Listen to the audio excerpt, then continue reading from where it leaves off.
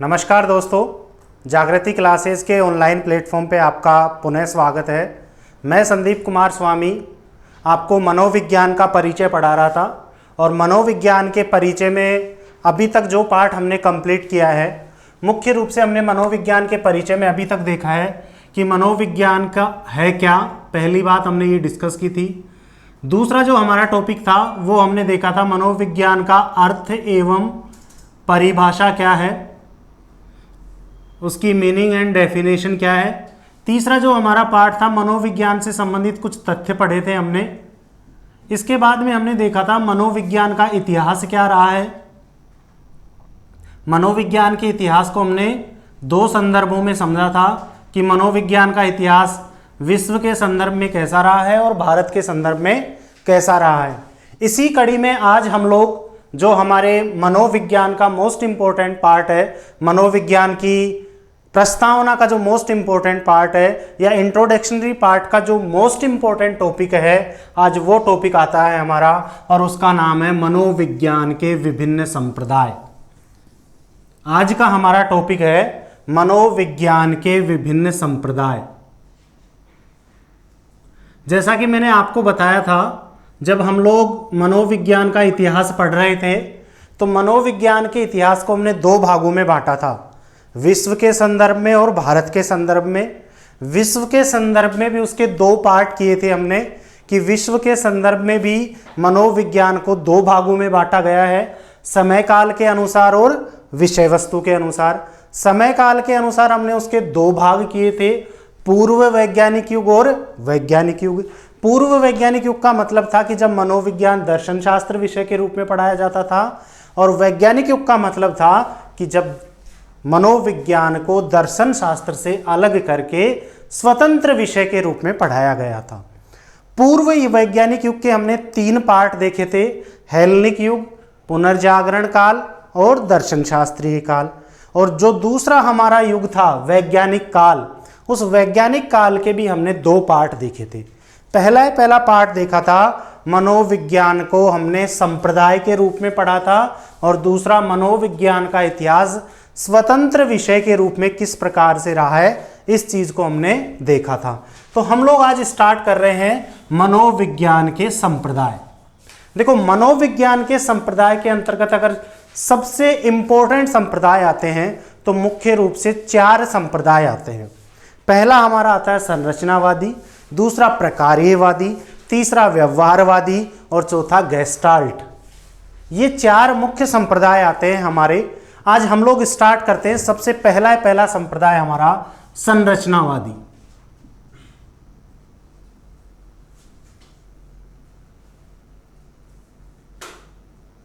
संरचनावादी संप्रदाय। देखो, संरचनावादी संप्रदाय कि सबसे पहले हम देखते हैं इसके क्या क्या उपनाम हैं, इसको अन्य नामों से किस किस उपनामों से पुकारा जाता है। संरचनावादी संप्रदाय को अन्य उपनाम में पहला उपनाम आता है अस्तित्ववादी संप्रदाय। पहला है हमारा अस्तित्ववादी संप्रदाय।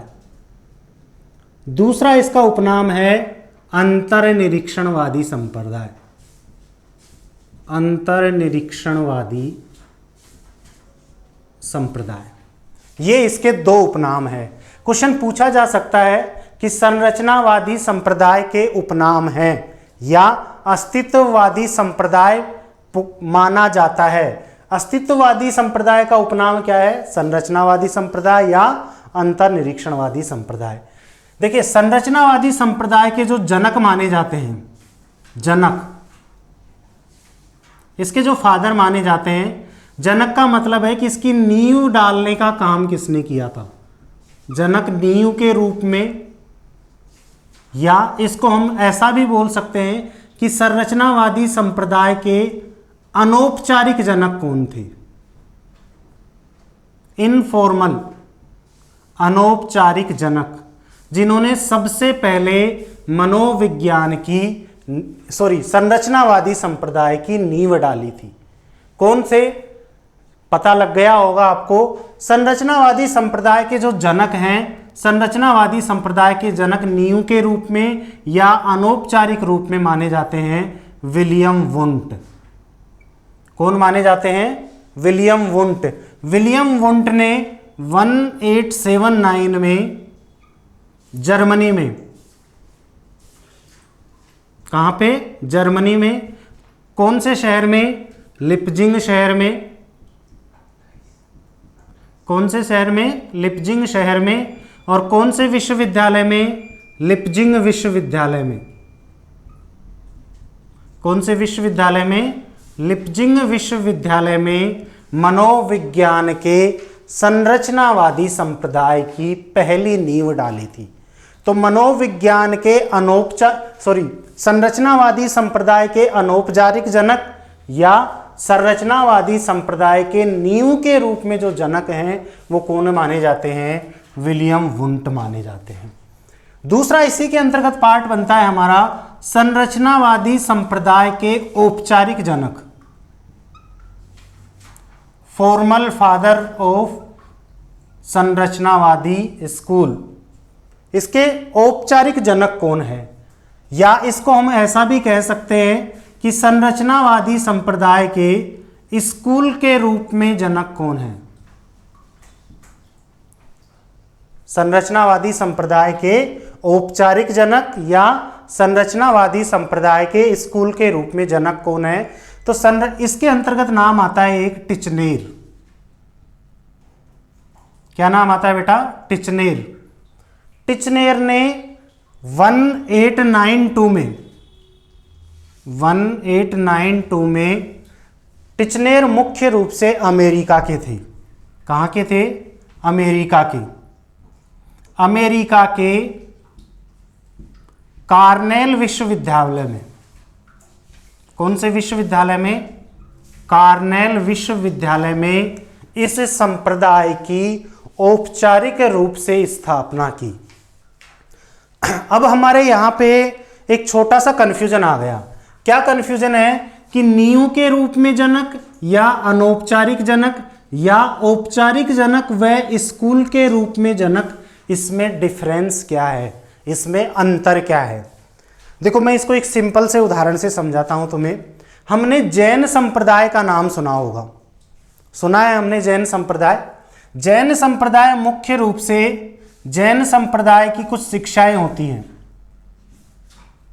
जैन संप्रदाय की शिक्षाएं ये होती हैं कि जैन संप्रदाय सबसे पहले सबसे ज्यादा अहिंसा का पालन करता है। किसका पालन करता है? अहिंसा का पालन करता है, सत्य वचन बोलता है, जीव हत्या का विरोध करता है। ये इसके कुछ प्रमुख सिद्धांत है, प्रमुख नियम है जैन संप्रदाय के। हमने ये देखा है कि कई बार जब हम लोग सड़क के किनारे जाते रहते हैं या कहीं पे घूमने जाते हैं, कई बार हमने देखा है कि सड़क के ऊपर कुछ लोग सफ़ेद कपड़े पहन के मुंह के ऊपर कपड़ा बांध के चलते रहते हैं। वो होते हैं जैनी लोग।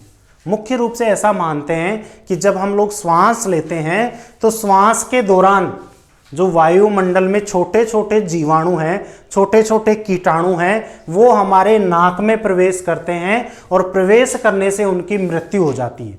इसलिए वो किसका प्रयोग करते हैं? मास्क का प्रयोग करते हैं या उस मुंह के ऊपर एक वो कुछ ना कुछ ऐसा आवरण बांधते हैं जिससे उनसे हवा तो सही तरीके से ली जा सके परंतु उसमें कोई जीव जंतु ना जाए। तो ये था हमारा जैन संप्रदाय। तो जैन संप्रदाय की शिक्षाओं को जब हम विभिन्न प्रकार के जैन स्कूल देखते हैं वहां पे आपको सभी सब्जेक्ट पढ़ाए जाएंगे, परंतु वहां पे आपको एक अलग से सब्जेक्ट और पढ़ना होगा जिसका नाम है हमें जैन शिक्षा। क्या नाम है? जैन शिक्षा। तो मनोविज्ञान के संरचनावादी संप्रदाय की नींव तो किसने डाल दी? नींव तो डाल दी हमारे वुंट भाई साहब ने। किसने डाल दी? वुंट ने। परंतु संरचनावादी संप्रदाय के जो प्रमुख नियम थे, जो प्रमुख सिद्धांत थे, उन सिद्धांतों को जनमानस तक पहुंचाने का काम स्कूल के रूप में किसने किया? टिचनेर ने किया। किसने किया? टिचनेर ने किया। कब किया? 1892 में किया। कहां पे? अमेरिका के कॉर्नेल विश्वविद्यालय में उन्होंने इस संप्रदाय की स्थापना की। क्लियर है? अब यहां पे एक क्वेश्चन बन सकता है। क्वेश्चन क्या बन सकता है कि संरचनावादी संप्रदाय के जनक माने जाते हैं? क्वेश्चन को आराम से सुनना है। संरचनावादी संप्रदाय के जनक माने जाते हैं। ए ऑप्शन आए वुंट, बी ऑप्शन आए टिचनेर, सी ऑप्शन आए सिगमंड फ्रायड और डी ऑप्शन आए विलियम जेम्स। तो हमें बिना किसी का कंफ्यूजन रखे हुए विलियम वुंट पे टिक करना है। अगर वुंट के साथ में ये लिखा हुआ हो वुंट व टिचनेर, तो हमें वुंट व टिचनेर पे टिक करना है। ऑप्शन में हमारे वुंट नहीं हो तो टिचनेर पे टिक करना है, और ऑप्शन में ये हो कि ए व ब दोनों, तो हमें दोनों पे टिक करना है। क्वेश्चन को ऐसे घुमाया जा सकता है कि संरचनावादी संप्रदाय के अनौपचारिक जनक माने जाते हैं। अनौपचारिक जनक कौन है बेटा? William Wundt. क्वेश्चन ऐसा भी पूछा जा सकता है कि संरचनावादी संप्रदाय के औपचारिक जनक माने जाते हैं, तो औपचारिक जनक कौन है? टिचनेर। क्लियर है?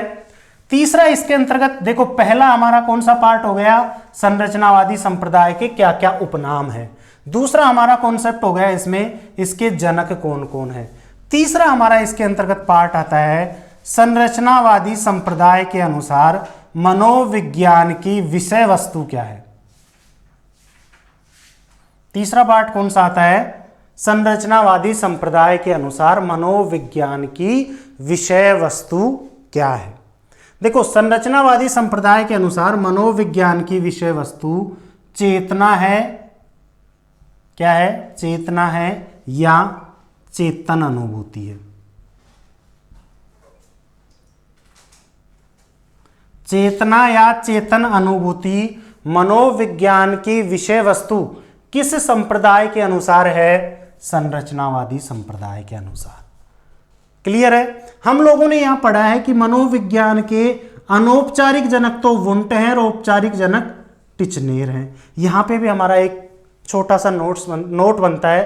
क्या नोट बनता है? मुख्य रूप से वुंट ने जब इसकी चेतना की व्याख्या की, वुंट के अनुसार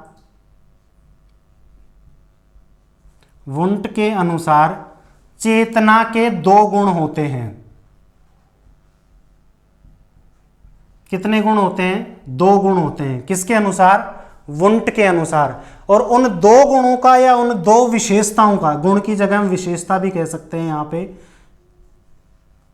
वुंट ने चेतना की दो विशेषताएं बताई या चेतना के दो गुण बताए। पहला जो इसका इसके वुंट के अनुसार चेतना के दो गुण, दो विशेषताएं होती है। इसको ऐसा लिखो, नहीं तो कंफ्यूज हो जाओगे। तो विलियम वुंट के अनुसार चेतना की दो विशेषताएं होती हैं।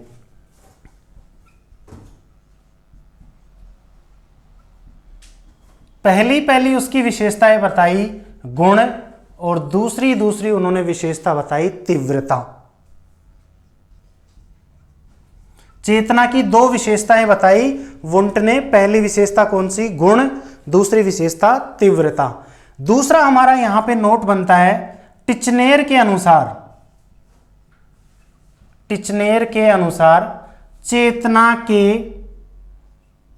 चेतना की चार विशेषताएं होती हैं। वुंट के अनुसार चेतना की कितनी विशेषताएं होती हैं? दो विशेषताएं। कौन कौन सी? गुण व तीव्रता। टिचनेर के अनुसार चेतना की चार विशेषताएं होती हैं। इन दोनों विशेषताओं को उन्होंने स्वीकार किया, गुण को भी तीव्रता को भी। किस को? गुण को भी उन्होंने स्वीकार किया, तीव्रता को भी उन्होंने स्वीकार किया। इसमें एक उन्होंने शब्द जोड़ दिया स्पष्टता, और एक शब्द उन्होंने जोड़ दिया अवधि। एक शब्द कौन सा जोड़ दिया? स्पष्टता, और दूसरा शब्द कौन सा जोड़ दिया? अवधि। तो वुंट के अनुसार चेतना की कितनी विशेषताएं होती हैं? दो विशेषताएं। टिचनेर के अनुसार चेतना की कितनी विशेषताएं होती हैं? चार विशेषताएं। क्लियर है? अब चौथा ऑप्शन इसी में आता है। संरचनावादियों ने यह कहा था कि जो हमारा मनोविज्ञान है, मनोविज्ञान की जो विषय वस्तु है वो है चेतना या चेतन अनुभूति। उन्होंने ये कहा था कि चेतना या चेतन अनुभूति का जो पता लगता है चेतना या चेतन अनुभूति का ज्ञान निम्न प्रकार से होता है। चेतना का या चेतन अनुभूति का जो ज्ञान है वो मुख्य रूप से इस प्रकार से होता है। कैसे होता है? इसमें भी हमारे पास दो नोट्स बनेंगे। वही वुंट ने तो इसमें दो तत्व जरूरी माने थे। वुंट के अनुसार चेतन अनुभूति के लिए दो तत्वों का होना जरूरी है। पहला तत्व उन्होंने बताया था संवेदना और दूसरा तत्व उन्होंने बताया था भाव। पहला तत्व कौन सा बताया था? संवेदना। दूसरा तत्व कौन सा बताया था? भाव। उन्होंने मुख्य रूप से संवेदना को वस्तुनिष्ठ माना था, ऑब्जेक्टिव, और भाव को विषयनिष्ठ माना था। भाव को क्या माना था उन्होंने? विषयनिष्ठ या आत्मनिष्ठ, सब्जेक्टिव। और इसको कौन सा माना था उन्होंने? वस्तुनिष्ठ। वुंट के अनुसार चेतन अनुभूति के दो तत्व होते हैं। पहला तत्व होता है संवेदना, दूसरा तत्व होता है भाव। इसी में दूसरा नोट्स हमारा ये बनेगा, टिचनेर के अनुसार। किनके अनुसार? टिचनेर के अनुसार चेतन अनुभूति के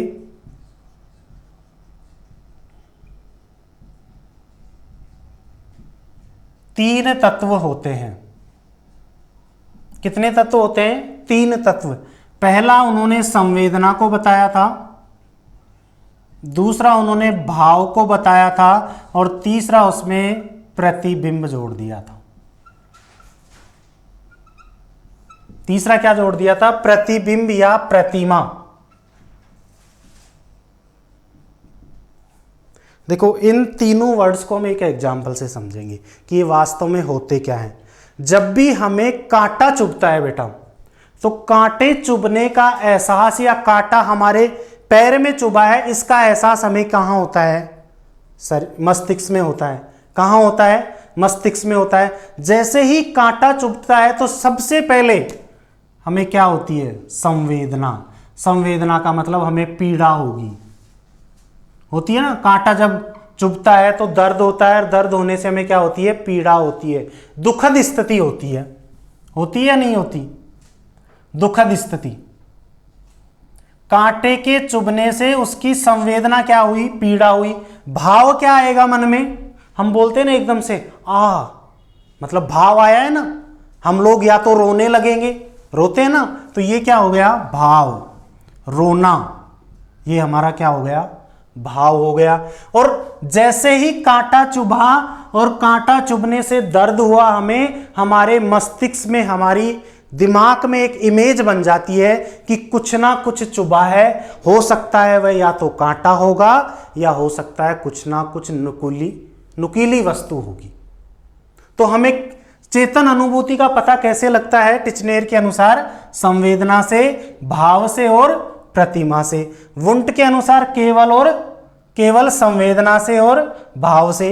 वुंट के अनुसार चेतना की कितनी विशेषताएं होती हैं? दो विशेषताएं। पहला गुण, दूसरा तीव्रता।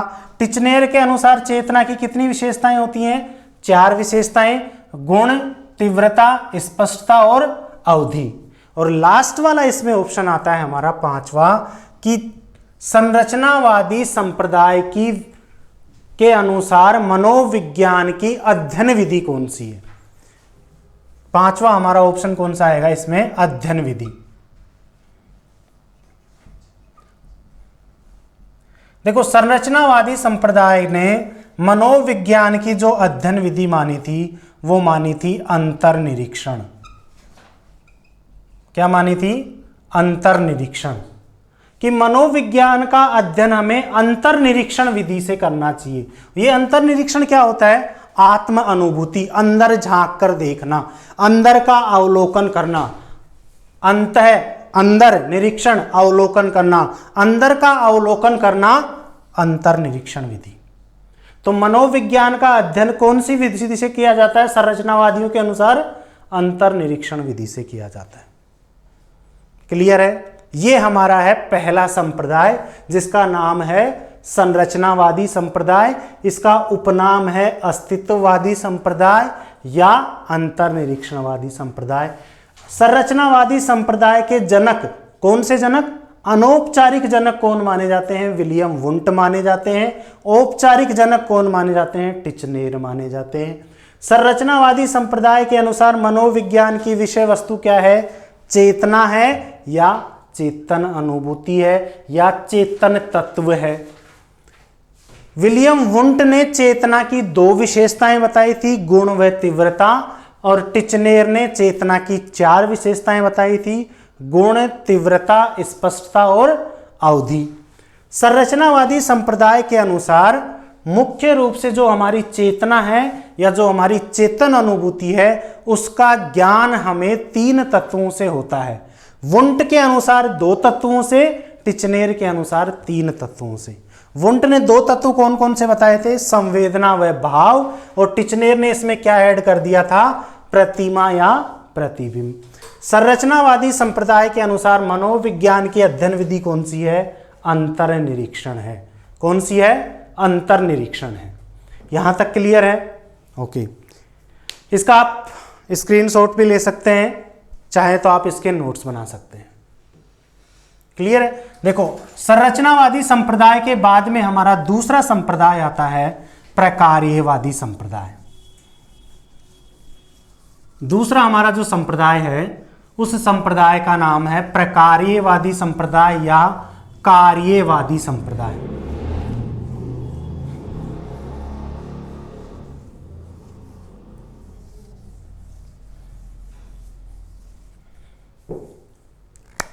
दूसरा हमारा संप्रदाय है प्रकार्यवादी या इसको हम बोलते हैं प्रकार्यवाद।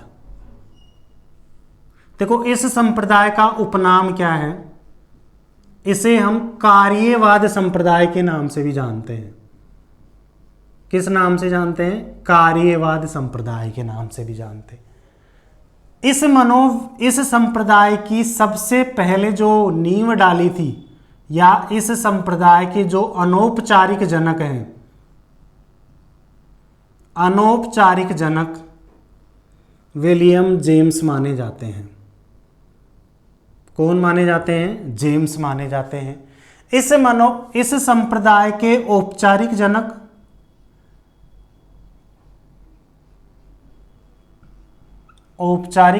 या इस संप्रदाय के स्कूल के रूप में जनक, स्कूल के रूप में इसके जो जनक हैं वो मुख्यतः तीन व्यक्ति माने जाते हैं। एक व्यक्ति का इसके अंतर्गत नाम आता है जॉन डीवी, एक व्यक्ति है मार्क एंजिल, और एक व्यक्ति आते हैं कर्रे। ये तीन व्यक्ति आते हैं। इन्होंने प्रकार्यवादी संप्रदाय की औपचारिक शुरुआत की थी। अनौपचारिक शुरुआत किसने की थी? विलियम जेम्स ने की थी। विलियम जेम्स ने 1890 में हार्वर्ड विश्वविद्यालय में, कौन से विश्वविद्यालय में? हार्वर्ड विश्वविद्यालय में जॉन डीवी, मार्क एंजिल व कार्रे ने इस संप्रदाय की स्थापना 1896 में शिकागो विश्वविद्यालय में की थी। किसमें की थी? शिकागो विश्वविद्यालय में की थी। पहला हमारा पॉइंट कौन सा था? उपनाम। दूसरा इसके जनक।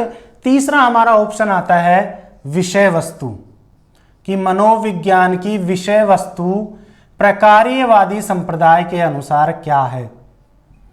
प्रकार्यवादी संप्रदाय ने मनोविज्ञान की विषय वस्तु, इन्होंने चेतना को स्वीकार किया। चेतना क्या है इसको स्वीकार किया, परंतु इसके साथ साथ इन्होंने चेतना की कार्यात्मकता पर बल दिया। चेतना की कार्यात्मकता पर ज्यादा बल दिया। कि चेतना काम कैसे करती है। चेतना क्या है इन्होंने स्वीकार किया, परंतु इन्होंने ज्यादा बल किसके ऊपर दिया कि चेतना की कार्यात्मकता, चेतना क्यों है, चेतना कैसे काम करती है। तो मुख्य रूप से इनकी विषय वस्तु के एक सिंपल सा वो बनता है WWH। WWH, एक W का मतलब होता है वाट, चेतना क्या है, यही होगा ना। दूसरा होता है वाही, क्यों है चेतना,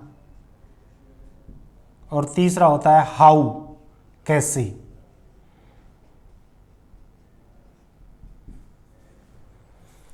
प्रकार्यवादी संप्रदाय के अनुसार मनोविज्ञान की विषय वस्तु क्या है? इनके अनुसार मनोविज्ञान की विषय वस्तु चेतना की कार्यात्मकता पर बल देना है।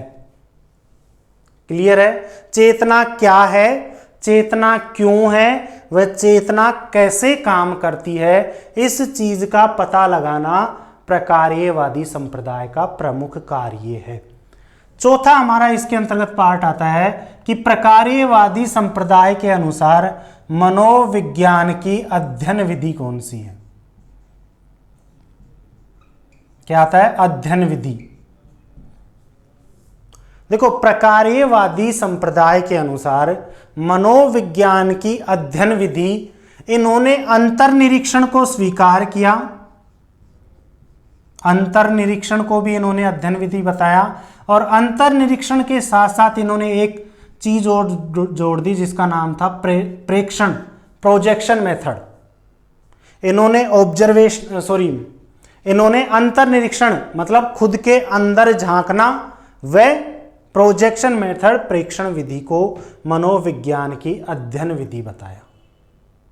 क्लियर है? प्रकार्यवादी संप्रदाय का उपनाम क्या हो गया?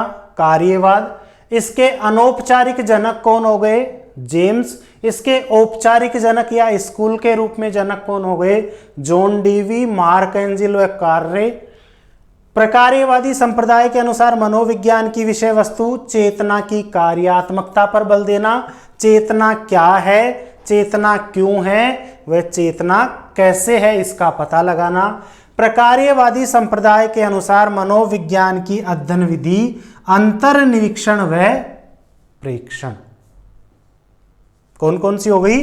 अंतर्निरीक्षण व प्रेक्षण।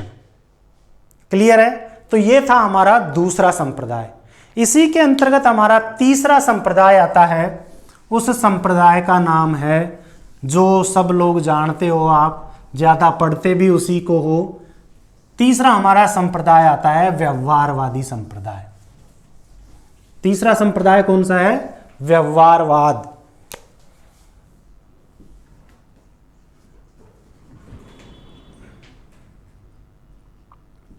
देखो, व्यवहारवादी संप्रदाय के जो जनक माने जाते हैं वो माने जाते हैं वाटसन। कौन माने जाते हैं? वाटसन। वाटसन ने मुख्य रूप से 1913 में, कब? 1913 में अमेरिका में, कहां पे? अमेरिका में जॉन हॉपकिंस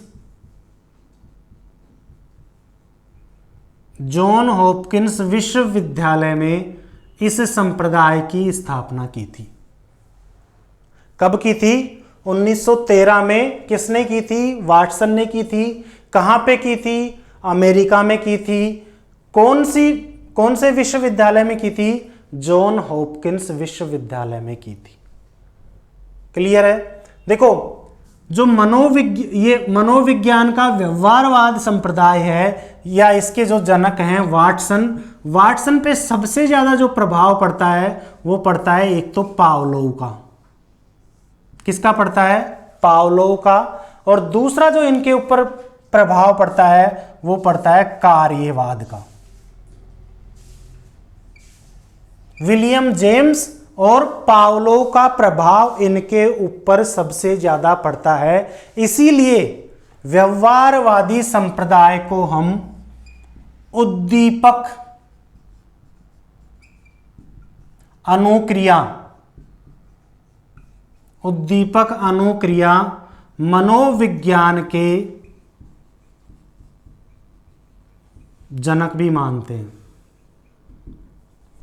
या व्यवहारवादी संप्रदाय ने सबसे पहले उद्दीपक अनुक्रिया मनोविज्ञान को जन्म दिया था।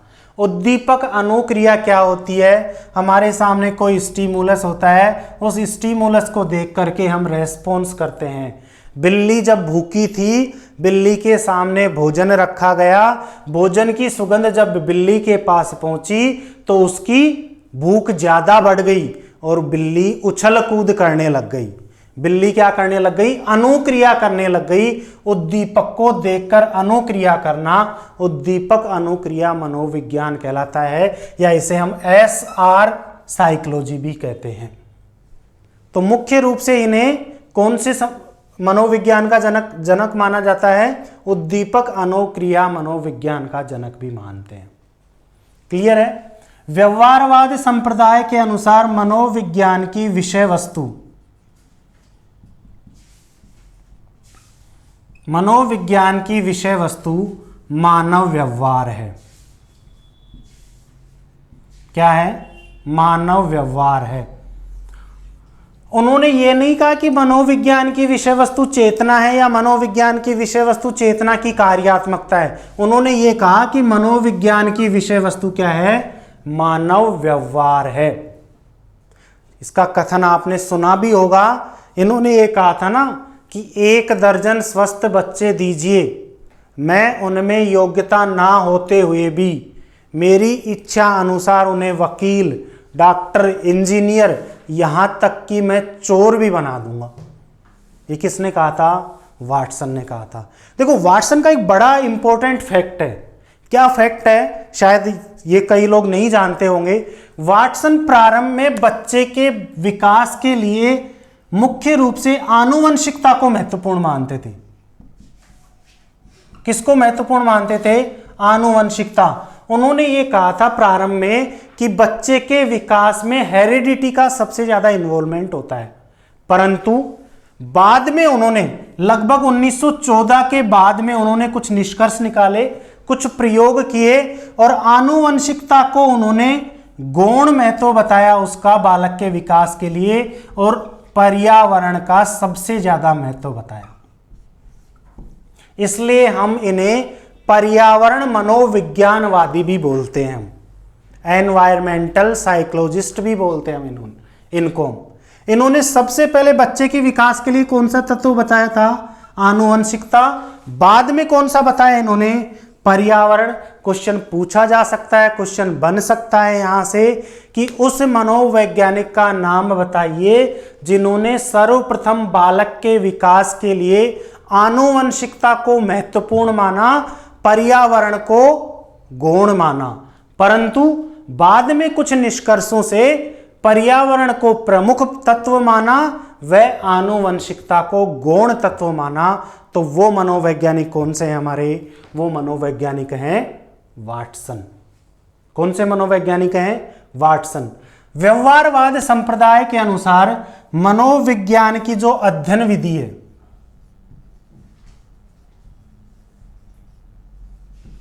इन्होंने पहली बात तो यह ध्यान रखना है, इन्होंने अंतर्निरीक्षण और प्रेक्षण को अस्वीकार किया, पहली बात। और मनोविज्ञान की 4 अध्ययन विधियां बताई।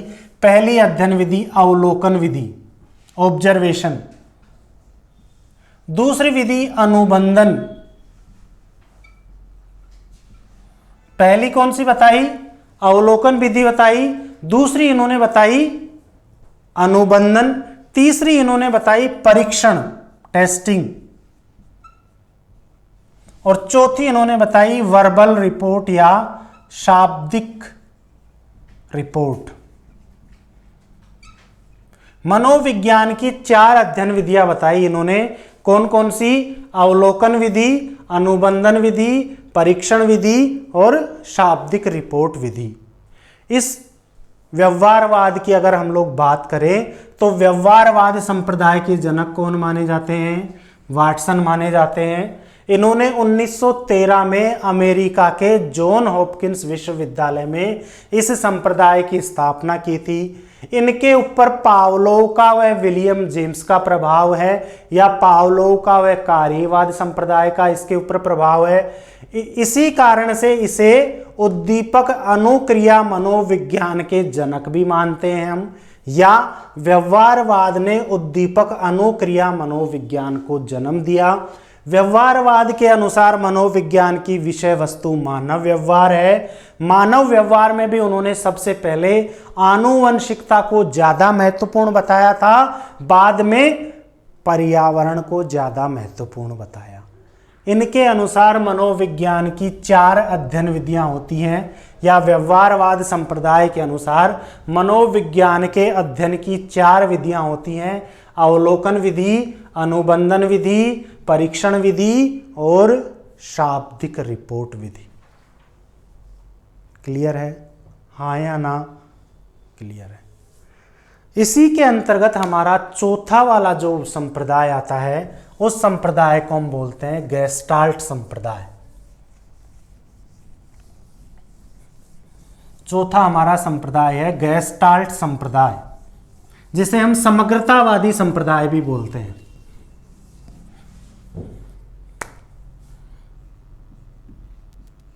गेस्टाल्ट, या इसका उपनाम क्या हो जाएगा? हमारा उपनाम इसका हो जाएगा समग्रतावादी संप्रदाय। समग्रतावादी संप्रदाय। इस संप्रदाय के जो जनक हैं, कौन माने जाते हैं संप्रदाय के जनक? इस संप्रदाय के जनक मैक्स वर्दीमर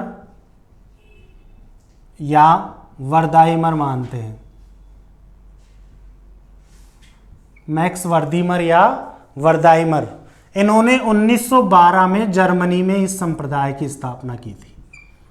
कब की थी? 1912 ईस्वी में। इसके सह संस्थापक या इसका साथ देने वाले कौन कौन थे? कोहलर व कोफक्का, ये इसके सह संस्थापक माने जाते हैं। अगर हम लोग बेटा बात करिए गेस्टाल्ट, गेस्टाल्ट का अर्थ क्या होता है? देखो, मनोविज्ञान में जितने भी शब्द हैं, मनोविज्ञान के जितने भी शब्द हैं, लगभग सभी शब्दों की उत्पत्ति ग्रीक भाषा से, लैटिन भाषा से या यूनानी भाषा से हुई है। परंतु हमारे मनोविज्ञान में केवल 2 शब्द हैं जिनकी उत्पत्ति जर्मन भाषा से हुई है। कौन सी भाषा से हुई है? जर्मन भाषा से। पहला हमारा शब्द है गेस्टाल्ट।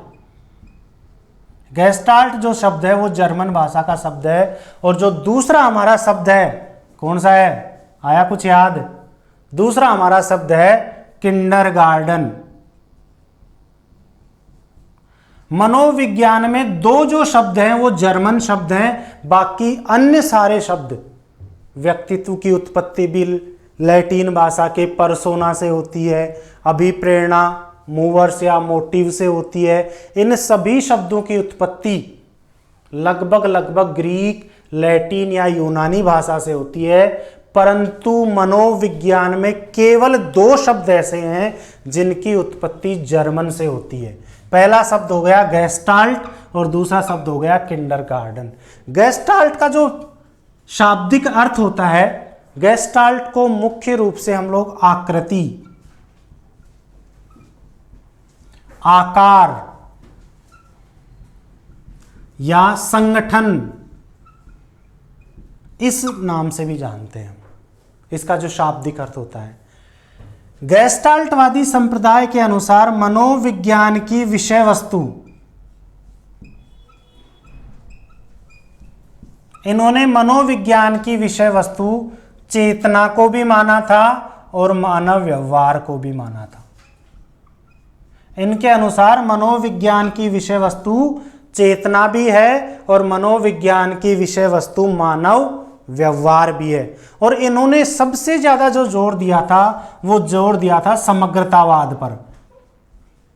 ये होता क्या है बेटा समग्रतावाद? समग्रतावाद का मतलब होता है कि सभी चीजों का एक साथ संगठन, सभी चीजों का अध्ययन एक साथ, अलग अलग अध्ययन ना हो। जैसे हम इसको एक उदाहरण से समझते हैं। अगर किसी व्यक्ति को यह बोला जाए कि आपको किसी व्यक्ति के चेहरे का अध्ययन करना है, किसका अध्ययन करना है? चेहरे का अध्ययन। तो हम चेहरे का अध्ययन कैसे करेंगे? चेहरे के ऊपर क्या क्या चीजें आती है? चेहरे के ऊपर आंख भी है, नाक भी है, कान भी है, त्वचा भी है ना, लिप्स भी है हमारे। ये पूरा का पूरा जो है, ये पूरा का पूरी संरचना हमारे चेहरे को दर्शाती है, चेहरे की व्याख्या करती है। अगर हम लोग चेहरे के अध्ययन में आंख की व्याख्या अलग से करें, नाक की व्याख्या अलग से करें, कान की व्याख्या अलग से करें, लिप्स की व्याख्या अलग से करें, तो वो चेहरे का अध्ययन नहीं माना जाएगा। चेहरे का अध्ययन कब माना जाएगा? जब इन सभी चीजों का एक साथ अध्ययन करें, तो हम क्या कहेंगे कि उसका चेहरा किस प्रकार का है। तो समग्रतावाद का मतलब होता है सब चीजों का एक साथ संगठन, सब चीजों को एक साथ ऐड करना। क्लियर है? गेस्टाल्टवादी संप्रदाय के अनुसार मनोविज्ञान की अध्ययन विधि, मनोविज्ञान की अध्ययन विधि, देखो इन्होंने मनोविज्ञान की सभी अध्ययन विधियों को माना था, परंतु इन्होंने मनोविज्ञान की विश्लेषण विधि को अस्वीकार किया था। कौन सी विधि को? विश्लेषण विधि को इन्होंने क्या किया था? अस्वीकार किया था। बाकी सभी विधियों को इन्होंने स्वीकार किया था। विश्लेषण का मतलब होता है उसका एनालिसिस करना, एनालिटिक। हम जैसे चेहरे का मैंने उदाहरण दिया, हम चेहरे का विश्लेषण अगर करें तो चेहरे में अलग अलग तत्व हैं। चेहरे में ये भी है, ये भी, यहाँ पे भी है, आंख भी है, हमारी यहाँ ललाट भी है, चेहरे के अंतर्गत सब कुछ आता है। तो हम चेहरे का अध्ययन विश्लेषण विधि से नहीं करेंगे, हम चेहरे का अध्ययन करेंगे गेस्टाल्ट के रूप में, समग्र रूप में। तो इनके अनुसार मनोविज्ञान की अध्ययन विधि कौन सी हो गई? इन्होंने सभी विधियों को स्वीकार किया, परंतु इन्होंने विश्लेषण विधि को अस्वीकार किया। क्लियर है? ये हमारा हो गया चौथा संप्रदाय। एक संप्रदाय और बड़ा इंपॉर्टेंट आता है हमारा इसके अंतर्गत, उस संप्रदाय का नाम है मनोविश्लेषणात्मक संप्रदाय।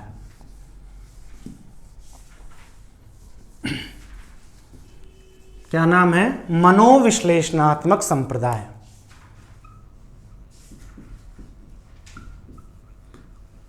मनोविश्लेषणात्मक संप्रदाय। मनोविश्लेषणात्मक जो संप्रदाय है, इस संप्रदाय के जनक कौन माने जाते हैं? Sigmund Freud. कौन माने जाते हैं? Sigmund Freud. इस संप्रदाय के जनक कौन है? Sigmund Freud. सिगमंड फ्रायड ने 1900 ईस्वी में इस संप्रदाय की स्थापना की थी। मनोविश्लेषणात्मक संप्रदाय के अनुसार मनोविज्ञान की जो विषय वस्तु है, मनोविज्ञान की विषय वस्तु अचेतन प्रक्रियाओं का अध्ययन करना है। किसका अध्ययन करना है? अचेतन प्रक्रियाओं का अध्ययन करना है।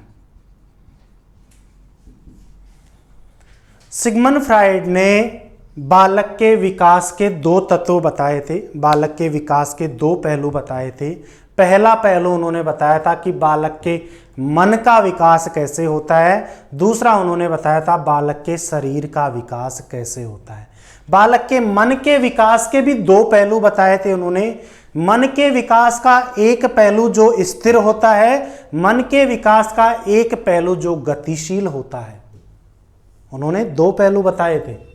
मन के विकास के अंतर्गत उन्होंने दो प्रमुख पहलू बताए, गतिशील पहलू जिसको हम बोलते हैं स्थलाकृति पहलू, गतिशील स्थलाकृति पहलू व गतिशील पहलू, ये दो पहलू बताए थे। तो इसी के अंतर्गत उन्होंने तीन तत्व बताए थे। पहला था चेतन तत्व, दूसरा था अर्धचेतन और तीसरा था अचेतन। ये तीन प्रमुख तत्व बताए थे और सबसे ज्यादा जो सिगमंड फ्रायड ने व्याख्या की थी वो की थी अचेतन तत्व पे। उन्होंने ये कहा था कि मानव पूरे दिन भर में जितना भी काम करता है उस किए हुए काम का लगभग 90% भाग अचेतन अवस्था में या बेहोशी की अवस्था में करता है। कई बार होता है ना, हम लोग चैटिंग करते करते चलते रहते हैं और खंबे के सामने जब जाके लगती है और नीचे हम किसी में गिर जाते हैं, जब हमारी शक्ल चेंज हो जाती है तब हमें पता लगता है कि हम कहाँ थे। तो इन्होंने क्या कहा है कि जितना भी काम हम करते हैं ना, दिन भर में 100% हम काम करते हैं, उसका 90% जो भाग होता है वो किस में करते हैं? अचेतन या बेहोशी की अवस्था में करते हैं। तो इस संप्रदाय के अनुसार मनोविज्ञान की विषय वस्तु कौन सी है? अचेतन प्रक्रियाओं का अध्ययन करना मनोविज्ञान की विषय वस्तु है। इसके अनुसार मनोविश्लेषणात्मक संप्रदाय के अनुसार मनोविज्ञान की जो अध्ययन विधि है, मनोविज्ञान की अध्ययन विधि, इन्होंने मनोविज्ञान की 3 अध्ययन विधियां बताई। पहली बताई मुक्त साहचर्य विधि। ये विधियां क्या होती है, जब हम 5वीं यूनिट पढ़ेंगे तब इसको और भी अच्छी तरीके से व्याख्या करूंगा। पहली विधि बताई मुक्त साहचर्य विधि। दूसरी विधि बताई सम्मोहन विधि। करते हैं ना हम सम्मोहित, दूसरे को हमारे जाल में फंसा देते हैं हम, हंस के मुस्कुरा के, होती है ना आदतें, होती है ना, थोड़ी सी हंसी दे दो आप तो कहते हैं ना कि हंस गई तो मतलब सब कुछ हो गया। हम सम्मोहित करते हैं, दूसरे को हमारी तरफ आकर्षित करते हैं।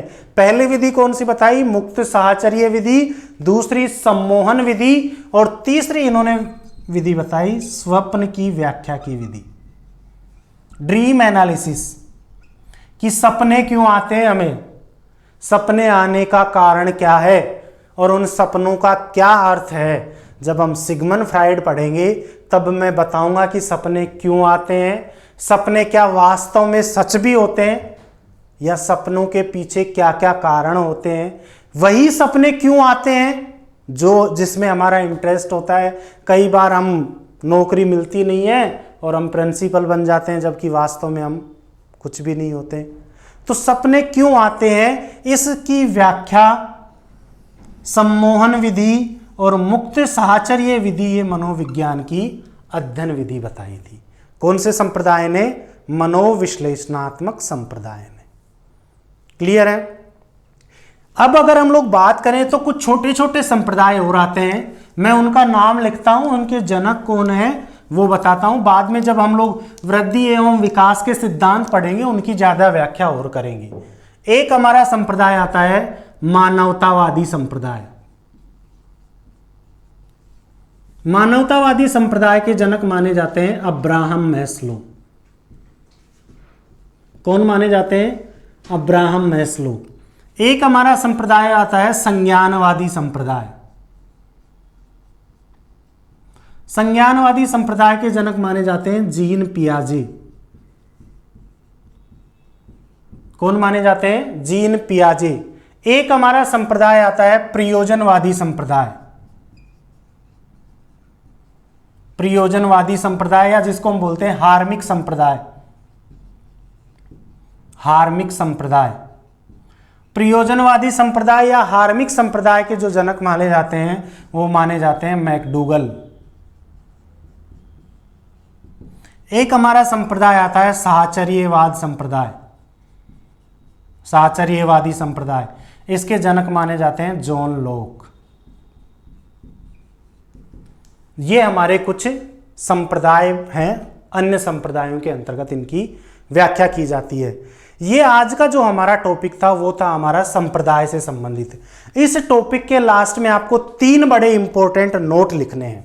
बड़े इंपॉर्टेंट है, 3 बड़े इंपॉर्टेंट नोट है। पहला नोट क्या लिखना है आपको?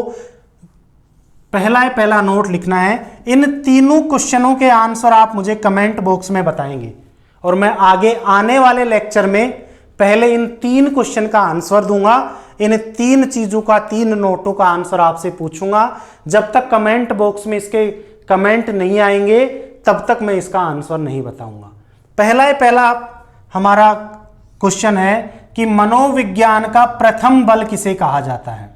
किस संप्रदाय को कहा जाता है? मनोविज्ञान का प्रथम बल किस संप्रदाय को कहा जाता है? पहला क्वेश्चन, उस संप्रदाय का नाम बताना है। फर्स्ट फोर्स ऑफ साइकोलॉजी किस संप्रदाय को माना जाता है, किस स्कूल को माना जाता है, वो बताना है हमें। दूसरा क्वेश्चन है, मनोविज्ञान का द्वितीय बल किस संप्रदाय को कहते हैं हम? सेकेंड फोर्स ऑफ साइकोलॉजी, द्वितीय बल। और तीसरा हमारा क्वेश्चन है, मनोविज्ञान का तृतीय बल किसे कहते हैं? मनोविज्ञान का तृतीय बल किसे कहते हैं? साइकोलॉजी के 3 फोर्स बताए गए हैं। पहला फोर्स, मनोविज्ञान का प्रथम बल किस संप्रदाय को कहते हैं? मनोविज्ञान का द्वितीय बल किस संप्रदाय को कहते हैं? और मनोविज्ञान का तृतीय बल किस संप्रदाय को कहते हैं? बेटा आपको कमेंट बॉक्स में अपना नाम लिखकर आपको इन तीनों के तीनों क्वेश्चन का आंसर देना है।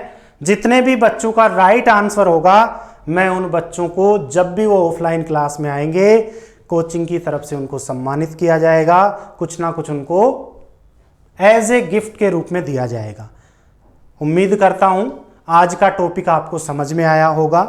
घर पे रहिए, सेफ रहिए, सुरक्षित रहिए। और मेरी आपसे एक रिक्वेस्ट है, इस जितने भी हमारे जागृति क्लासेस के वीडियोज आप देखते हैं, उनको आप टाइम के अकॉर्डिंग देखिए, ज़्यादा देखिए आप उनको। ज़्यादा का मतलब ये है कि कई व्यक्ति खोल के और फिर बंद कर देते हैं। आपको उसको पूरा वीडियो देखना है। जब तक आप पूरा वीडियो नहीं देखोगे, तब तक किसी भी टॉपिक के बारे में कुछ भी समझ में नहीं आएगा। इसलिए वीडियो को पूरा देखें, इस वीडियो को लाइक करें, शेयर करें और सब्सक्राइब करें। और प्रत्येक वीडियो के कमेंट बॉक्स में जाकर के आप उस वीडियो के बारे में जो अपने कन्फ्यूजन हो, उन कन्फ्यूजन को पूछिए। हमारी टीम आपको तुरंत रिप्लाई देगी। जय हिंद,